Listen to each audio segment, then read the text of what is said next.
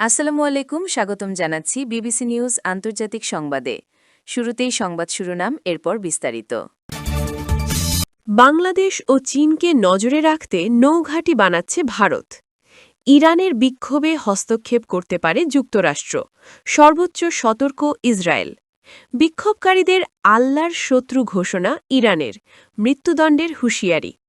ফিলিস্তিনিদের সোমালিল্যান্ডে পাঠানোর ছক ইসরায়েলের।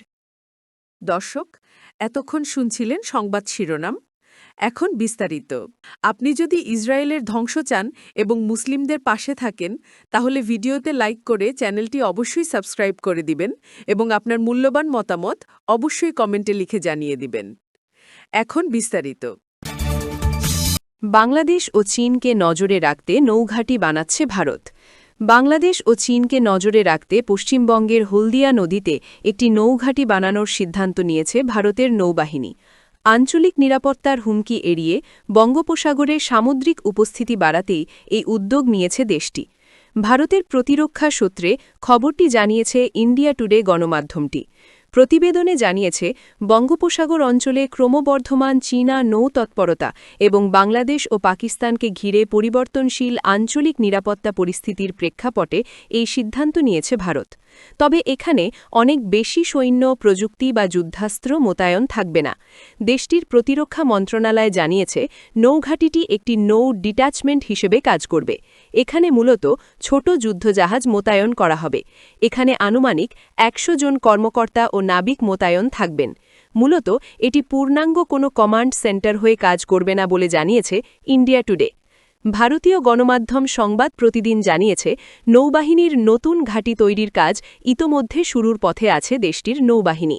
পত্রিকাটি জানিয়েছে, নতুন এই ঘাঁটিতে ফার্স্ট ইন্টারসেপ্টর ক্রাফট এবং নিউ ওয়াটারজেট ফার্স্ট অ্যাটাক ক্রাফটের মতো ছোট যুদ্ধজাহাজ রাখা হবে CRN-91 গান এবং নাগাস্ত্রা সিস্টেমের মতো লয়টেরিং মিউনিশন সক্ষমতা, যা তাদের নিখুঁত আঘাত হানা ও নজরদারি সক্ষমতা আরও বাড়াবে।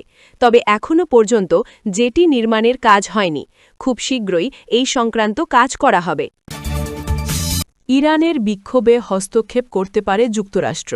সর্বোচ্চ সতর্ক ইসরায়েল। ইরানে চলমান সরকারবিরোধী বিক্ষোভে যুক্তরাষ্ট্র যে কোনো ধরনের হস্তক্ষেপ করতে পারে, এই আশঙ্কায় ইসরায়েল সর্বোচ্চ সতর্ক অবস্থানে রয়েছে। বিষয়টি সম্পর্কে অবগত ৩টি ইসরায়েলি সূত্র ব্রিটিশ বার্তা সংস্থা রয়টার্সকে এ তথ্য জানিয়েছে।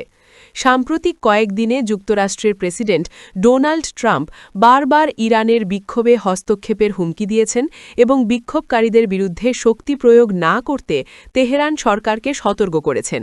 গতকাল ট্রাম্প বলেন, যুক্তরাষ্ট্র বিক্ষোভকারীদের সহায়তা করতে প্রস্তুত রয়েছে। অধিকার কর্মীদের ভাষ্য অনুযায়ী সাম্প্রতিক বিক্ষোভে এখন পর্যন্ত নিহতের সংখ্যা ১০০ ছাড়িয়েছে। সপ্তাহান্তে ইসরায়েলে নিরাপত্তা সংক্রান্ত বৈঠকে উপস্থিত সূত্র সর্বোচ্চ সতর্ক বাস্তবে কী বোঝানো হচ্ছে সেই বিষয়ে বিস্তারিত কিছু জানাননি। বিক্ষোভকারীদের আল্লাহর শত্রু ঘোষণা ইরানের। মৃত্যুদণ্ডের হুঁশিয়ারি ইরানের। বিক্ষোভকারীদের আল্লাহর শত্রু হিসাবে ঘোষণা করেছে দেশটির ক্ষমতাসীন ইসলামপন্থী সরকার। একই সঙ্গে বিক্ষোভে যারা সক্রিয়ভাবে অংশ নিচ্ছেন তারা মৃত্যুদণ্ডে দণ্ডিত করা হবে বলে হুঁশিয়ারিও দেওয়া হয়েছে। শনিবার ইরানের অ্যাটর্নি জেনারেল মোহাম্মদ মোবাহেদি আজাদের দপ্তর থেকে দেওয়া এক বিবৃতিতে বলা হয়েছে, সংবিধানের ১৮৬ নম্বর ধারা অনুযায়ী বিক্ষোভকারীদের মহারেব বা আল্লাহর শত্রু বলে ঘোষণা করছে ইরানের ইসলামী প্রজাতন্ত্র। মহারেবদের শাস্তি মৃত্যুদণ্ড।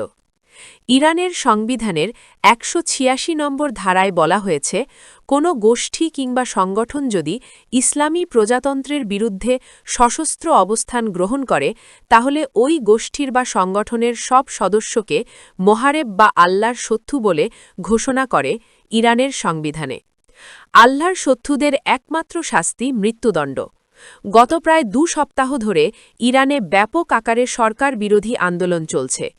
দিন যত গড়াচ্ছে, আন্দোলনের মাত্রাও তত তীব্র হচ্ছে। এই আন্দোলন বিক্ষোভের প্রধান কারণ অর্থনীতি।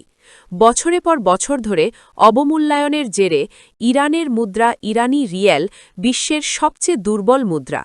বর্তমানে ডলারের বিপরীতে ইরানি রিয়ালের মান 9,94,055 রিয়াল, অর্থাৎ ইরানে এখন $1 বিপরীতে পাওয়া যাচ্ছে 9,94,055 রিয়াল।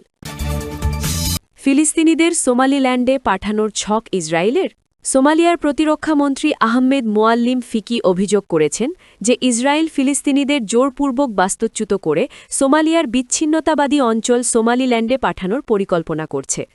আল জাজিরাকে দেওয়া এক সাক্ষাৎকারে তিনি দাবি করেন, তাদের কাছে এই পরিকল্পনার ব্যাপারে নিশ্চিত তথ্য রয়েছে এবং এটি আন্তর্জাতিক আইনের একটি চরম লঙ্ঘন। ফিকি ইসরায়েলি প্রধানমন্ত্রী বেনিয়ামিন নেতানিয়াহুকে সোমালিল্যান্ডের প্রতি দেওয়া কূটনৈতিক স্বীকৃতি প্রত্যাহারের আহ্বান জানিয়ে বলেন, এই পদক্ষেপ সোমালিয়ার সার্বভৌমত্বের ওপর সরাসরি আঘাত। গত বছরের ডিসেম্বরে ইসরায়েল বিশ্বের প্রথম দেশ হিসেবে সোমালিল্যান্ডকে স্বাধীন রাষ্ট্র হিসেবে স্বীকৃতি দেয়। এর ফলে সোমালিয়ার সরকার ও জনগণের মধ্যে তীব্র প্রতিক্রিয়ার সৃষ্টি হয়। সোমালিয়ার প্রেসিডেন্ট হাসান শেখ মাহমুদ এর আগে জানিয়েছিলেন, ইসরায়েলের এই স্বীকৃতির বিনিময়ে সোমালিল্যান্ড 3টি শর্ত মেনে নিয়েছে। এর মধ্যে রয়েছে ফিলিস্তিনিদের পুনর্বাসন, এডেন উপসাগরের উপকূলে ইসরায়েলি সামরিক ঘাঁটি স্থাপন এবং ইসরায়েলের সঙ্গে সম্পর্ক স্বাভাবিক করতে আব্রাহাম চুক্তিতে যোগ দেওয়া। যদিও সোমালিল্যান্ড কর্তৃপক্ষ ফিলিস্তিনিদের পুনর্বাসনের বিষয়টি অস্বীকার করেছে, তবে তারা ইসরায়েলি সামরিক ঘাঁটির সম্ভাবনা পুরোপুরি নাকচ করে দেয়নি।